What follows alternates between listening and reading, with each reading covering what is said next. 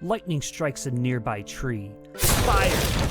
Your group of Neanderthals must now endure Mother Nature and work together to keep the fire going long enough to learn its mysterious powers and destructive capabilities. You have 14 days to learn how to start your own fire before a massive flood drowns the valley and extinguishes humanity's one chance at becoming the apex predator and escaping extinction. When playing Don't Let It Die on Tabletop Simulator, most of the setup is already done for you. You'll just need to pick your character and drag it to a character mat. If you don't feel like looking through all the different characters, you can also take a seat as any of the colors and click the random character button, and it'll pull a random character from the side for you.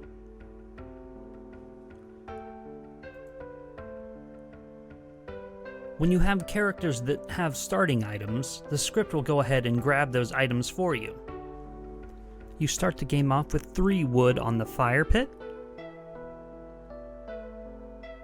Make sure all of your resource decks are shuffled. Make sure all of your items are set up to the side accordingly. Set your fire knowledge tree to the desired difficulty. And set your day marker to day 1. During the day phase, your tribe will take turns performing actions to collect resources, investigate the fire, or craft items. Down below you can see all the different actions available to your tribe. There are various free actions like eating, adding wood to the fire, spending fire knowledge points, 1 stamina, 2 stamina, and 3 stamina actions. So over the course of the game, you can use the buttons on screen to control your different stats, draw cards, and draw resources. So you can see here, you use the minus stamina button to reduce your stamina. You can also click the gather button to draw gather cards. The scripting will pull resources out if the card grants them.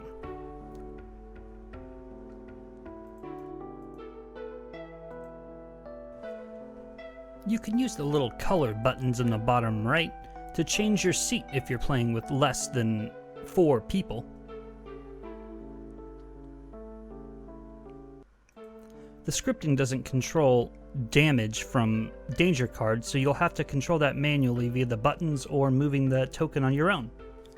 In combat, when facing a danger card, your weapon damage must meet or exceed the danger card's life to be able to kill it and take its life and meat tokens. Range 1 weapons will also deal 1 damage to yourself when you kill an animal, due to being in melee range. You can spend 3 stamina to roll the fire knowledge die. This grants fire knowledge points, which can be spent at the fire knowledge tree.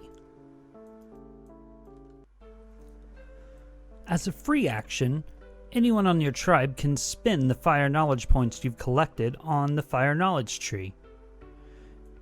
When you reach the amount needed to unlock it, listed in the top right of the discovery, flip the token to indicate that it's been unlocked, and immediately everyone in the tribe gains the benefits of that discovery. You must follow the gold arrows after you've started up in the top left. The end goal is to reach Firestarter in the bottom right, following all required paths to get there, and getting the necessary amount of fire knowledge points on the discovery. If you do that, you win! You can also spend 3 stamina to perform a craft action if you've unlocked crafting 1, 2, or 3 on the fire knowledge tree. To craft, you spend 3 stamina and the required resources listed on the top of the card. Take the item and equip it immediately, unless you already have an item equipped. If so, set it beside your character mat. It is unequipped and you can give it to another tribe member in the morning. After each tribe member has had a turn, you will draw and resolve a night event card. These events range from beneficial to catastrophic and will keep your group on its toes. The final phase is the morning phase. This is a cleanup phase where you'll remove the wood count next to the day tracker, increase the day counter by 1, everybody takes the listed damage, everybody will refresh their max stamina, you're able to trade items freely, and the first player token moves to the left.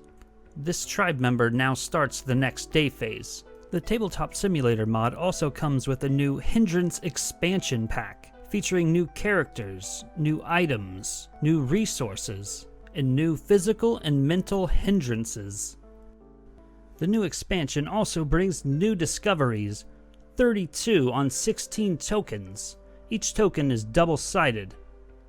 Depending on the difficulty, you will draw and choose which discoveries you want to use, placing them on the card and using the associated token on the Fire Knowledge tree. If you don't want to use the card and token, you can grab and place it directly on the discovery you're wanting to replace. Be careful in choosing because these replace these discoveries for the rest of the game. The discoveries work just like the old discoveries. Place Fire Knowledge points on them and flip them to unlock when you have the required Fire Knowledge points on it.